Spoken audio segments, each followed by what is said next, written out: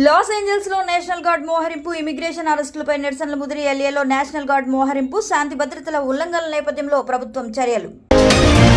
ప్రపంచంలోనే శక్తివంతమైన దేశంగా భారత్, 11 ఏళ్ల మోదీ ప్రభుత్వ సంచలన నిర్ణయాలు. ఏపీలో లగ్జరీ టెంట్ సిటీలకు ప్రభుత్వం గ్రీన్ సిగ్నల్, గండికోట, అరకు, బాపట్లలో స్టార్ హోటల్ స్థాయిలో టెంట్ సిటీలు ఏర్పాటు. మరో సంచలనం సృష్టించేందుకు సిద్ధమవుతున్న అంబానీ, జియో సర్ప్రైజ్ తో మార్కెట్ షేక్.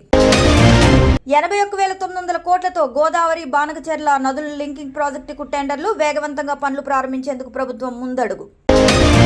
ప్రపంచంలోనే అత్యంత ఎత్తైన చీనాబు వంతెన కోసం 17 ఏళ్లు శ్రమించిన తెలుగు మహిళా ఇంజనీర్ డాక్టర్ జి మాధవీలత. విశాఖలో ఐసీసీ మహిళల టీ20 వరల్డ్ కప్ మ్యాచ్లు. విశాఖపట్నం స్టేడియంలో 5 విమెన్స్ టీ20 వరల్డ్ కప్ మ్యాచ్లు జరగనున్నాయి. భర్త హత్యకు భార్య పక్కా ప్లాన్. మేఘాలయ హనీమూన్ ఘటనలో ట్విస్ట్. భర్త హత్య కేసులో సోనం సహా మొత్తం 4 అరెస్ట్.